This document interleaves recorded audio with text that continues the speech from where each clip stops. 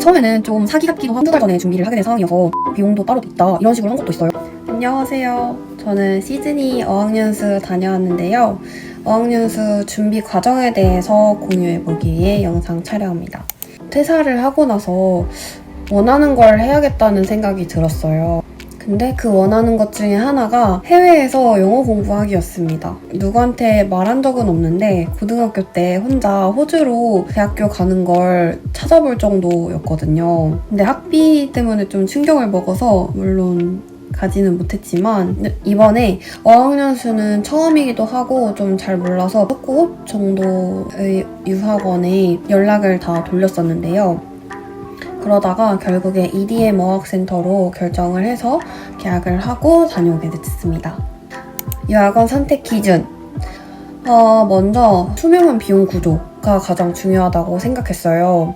왜냐면 가끔씩 중간에 모르는 수수료들이 좀 따라붙고 아니면은 어학연수를 이제 갔는데 책값을 내야 한다라고 하는 경우가 있다고 하더라고요.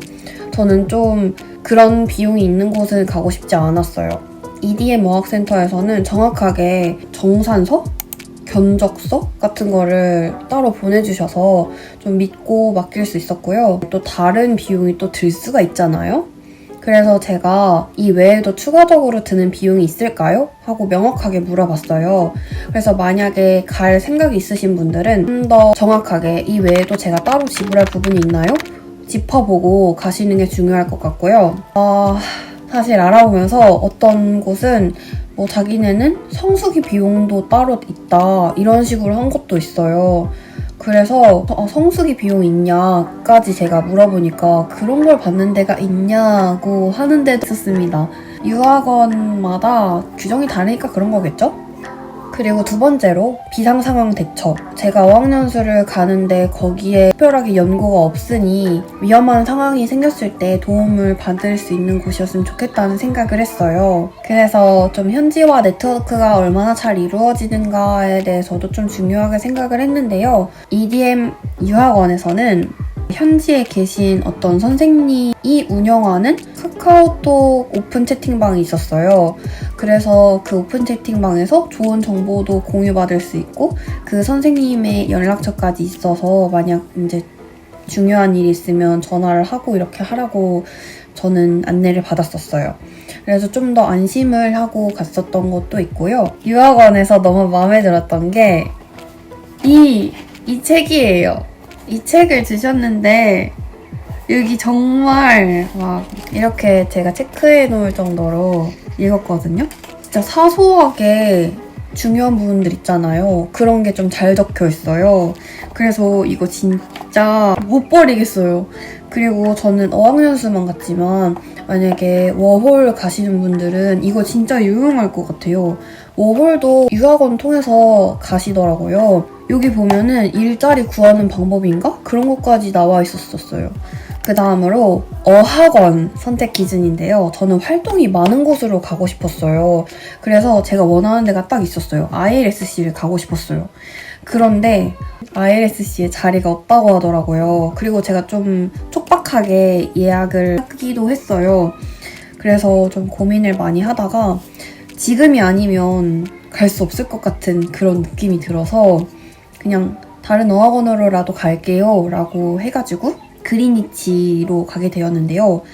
결론적으로 정말 만족하고 다녔어요. 학비가 ILSC보다 조금 더 싸고요.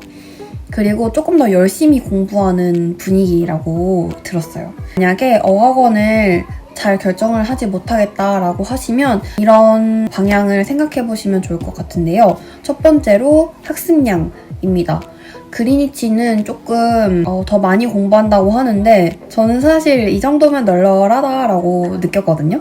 근데 이게 사람마다 다르니까 만약에 빡세게 공부하지 않는 곳으로 가고 싶다라고 하면은 다른 어학원도 괜찮을 것 같아요. 두 번째, 수업 시간이 달라요. ILSC의 경우에는 오전 8시부터 오후 1시까지 운영한다고 알고 있고 그리고 월요일부터 금요일이었어요. 근데 그리니치의 경우에는 월요일부터 목요일까지 오전 9시부터 오후 3시까지 운영이었습니다. 세 번째로 수업 외에 활동이 있는지를 저는 가장 중요하게 생각했는데요. 스피킹을 하려면 다른 활동을 많이 해야 한다고 생각했어요. 일단 그리니치에서는 금요일에 엑스카전이 있어서 신청해서 갔다 오는 구조였어요. 저는 왓슨스베이에 다녀왔고요. 매주 달라요. 보드게임 하는 거라던가 스피킹 클럽 이런 게 요일별로 있었던 것 같아요.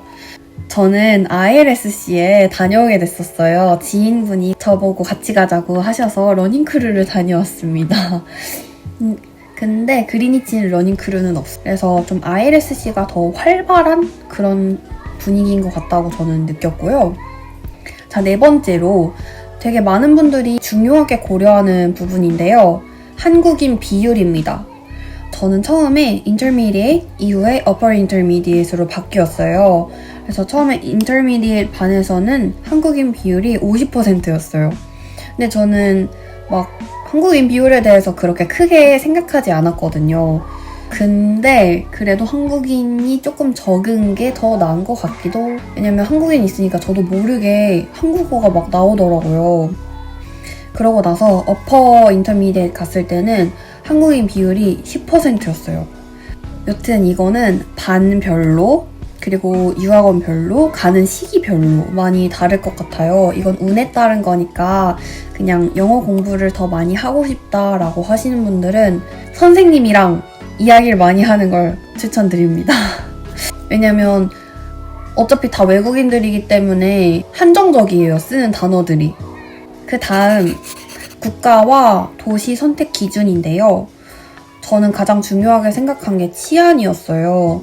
이 외에도 물가, 한국인 비율, 동양인 비율과 같은 기준을 좀 개인별로 세울 수 있으니까 그거에 맞춰서 유학원이랑 상담을 해보시면 좀 더 빨리 결정이 될 수 있을 것 같고요. 저는 숙소를 사실 유학원에서 해결하지 못했어요. 한두 달 전에 준비를 하게 된 상황이어서 유학원에서 자리가 없다고 하더라고요. 기숙사도 안 되고 홈스테이도 안 되고 그랬어요.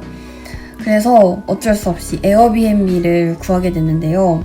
전 직장 사수분께서 혹시 하우스 쉐어는 생각 없냐? 라고 물어보셔서 처음에는 좀 사기 같기도 한데 정말 감사하게도 인스펙션까지 다녀와 주겠다고 하셔서 좋은 데로 구할 수 있었어요. 인스펙션을 만약에 못 가는 경우에는 잠깐 한 2, 3일 정도 백패커스 같은 그런 개하 같은 곳에 잡아두고 그 이후에 인스펙션 좀 다니셔도 괜찮을 것 같아요.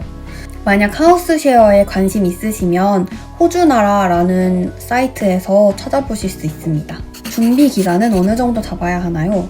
보통 6개월 잡는다고 하거든요. 근데 저는 한두 달 전에 다 했으니까 만약 생각 있으신 분들은 빨리빨리 찾아보는 게 좋을 것 같아요. 저처럼 원하는 어학원에 못 가고 기숙사라던가 숙소 문제도 좀 어려워질 수 있고 그러니까. 그리고 제가 느낀 건 진짜 원하면 원할 때 빨리빨리 해야 된다라는 생각이 있었어요.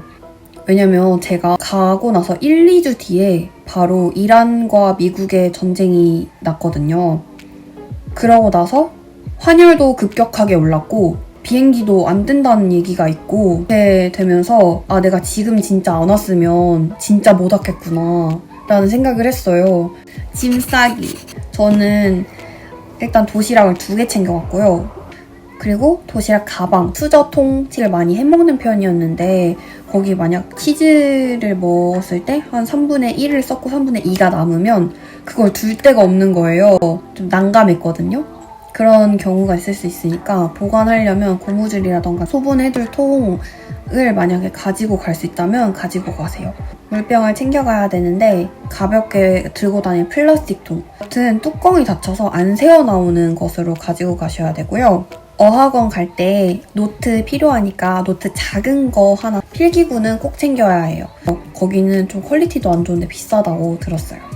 저는 가서 현금을 하나도 안 썼어요. 트래블 카드 여튼 2장 이렇게 가져갔고 돗자리 필수입니다. 사실 돗자리 없어도 누울 때가 많긴 많거든요. 만약에 비가 안 오면. 그리고 암튜브. 저는 겨울이라 다이소에서 안 팔아가지고 못 챙겨갔는데 암튜브 있는 거 보니까 너무 부럽더라고요. 왜냐면 거기가 은근히 되게 깊어요. 막 락풀 같은 데 가고 이러면 다 2m 넘는단 말이에요. 근데 살짝 좀 무서워요. 물론 소금물이거나 이러면 잘 뜨긴 뜨는데 발이 안 닿으니까 무서워요. 그리고 저는 아는 언니가 쌈장이랑 고추장을 자꾸 가지고 오라고 하는 거예요. 그래서 아니 거기 가서 사면 되는 거 아닌가? 약간 왜 자꾸 챙겨오라고 하는 거지 했는데 거기 가니까 한 진짜 2~3배 정도 비싸더라고요. 빨대솔은 거기에 안 팔아요. 그래서 만약에 빨대 쓰시는 분들은 빨대솔 챙겨가길 바랍니다. 그리고 우양산 필수입니다. 저는 이 우양산으로 가져갔는데요. 제가 우산을 잘 안 잃어버려요. 하나 사면 한 2년, 3년 쓰는 편인데 그 전에 썼던 것보다 이게 훨씬 좋아요. 이거 막 바람 불어도 잘 안 뒤집히고 뒤집혀도 잘 돌아오고 이게 아르데코? 그 전에 썼던 게 별로였던 이유가 좀 이 대가 금방 부러질 것 같았거든요. 근데 얘는 튼튼하고 그리고 이게 진짜 차광이 확 잘 돼야 되는데 얘가 차광이 진짜 잘 돼요. 우산팔이 아니라고. 저는 쟤를 정말 매일매일 들고 다녔습니다. 비가 갑자기 내려서 힘들었던 적이 한두 번이 아니야. 다음에는 시드니에서 어떤 일이 있었는지에 대한 영상으로 찾아오겠습니다. 궁금한 것이 있다면 꼭 댓글 남겨주세요. 안녕!